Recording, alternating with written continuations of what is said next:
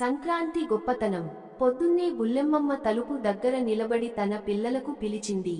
బుల్లెమ్మ, రాయన్న, లక్ష్మి, పొద్దున్నే లేచి రావాలి. ఇవాళ సంక్రాంతి పండగ. రాయన్న, లక్ష్మి ఇద్దరూ హర్షంగా లేచి బయటకు వచ్చారు. ఊరిలో సంక్రాంతి సందడి నిండుగా కనిపిస్తోంది. ఇంటి ముందు ముగ్గులు, గంగిరెద్దుల ఆటలు, హరికథలు అన్నీ పండగ వాతావరణాన్ని తలపిస్తున్నాయి. రాయన్న, అమ్మా, ఈ పండగ ఎందుకు జరుపుకుంటాం? బుల్లెమ్మ స్నేహభావంగా నవ్వింది. బుల్లెమ్మ, ఈ పండగ రైతుల పండగ. మనకు అన్నం పెట్టే భూమి, గోధుమలు, వరి కాబట్టి ప్రకృతికి కృతజ్ఞత చెప్పడానికి మనం సంక్రాంతిని జరుపుకుంటాం. లక్ష్మి ఆసక్తిగా అడిగింది. లక్ష్మి, అలా అంటే మన బతుకే రైతుల కృషి మీద ఆధారపడి ఉందా? బుల్లెమ్మ, అవునమ్మా. రైతులు విత్తనాలు వేశారు, పొలం దున్నారు, వర్షానికి ఎదురు చూశారు, పంట పెంచారు. మనం తినే అన్నం ఒక్కరోజులో రాదు, ఎంతో కష్టం ఉంటుంది. ఇంతలో వీధిలో గంగిరెద్దుల ఆట మొదలైంది. పిల్లలు పరుగెత్తుకుంటూ వెళ్లారు.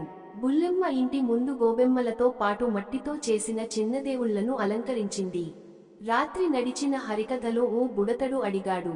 బుడతడు, ఈ సంక్రాంతికి అంత ప్రాముఖ్యత ఏంటి? కథ చెప్పేవాడు చిరునవ్వుతో చెప్పాడు. కథకుడు, సంక్రాంతి అంటే ఒడిదుడుకుల మధ్య ఆశను నిలబెట్టే పండగ. రైతు ఏకకాలంలోనే కష్టాన్ని చవిచూసి ఆనందాన్ని ఆస్వాదించేవాడు. చలి ముగిసి ఎండొచ్చి కొత్త ఫలితాలు ఇచ్చే కాలం ఇది. అందుకే ఇది పాతదాన్ని విడిచిపెట్టి కొత్తదాన్ని ఆహ్వానించే పండగ. అందరూ ప్రశంసగా చప్పట్లు కొట్టారు. రాయన్న, లక్ష్మికి ఆ రోజున పండగ గొప్పతనం అర్థమైంది. ఇకపై అన్నాన్ని వృధా చేయకూడదని, రైతులను గౌరవించాలని వారు నిర్ణయించుకున్నారు. ముగింపు.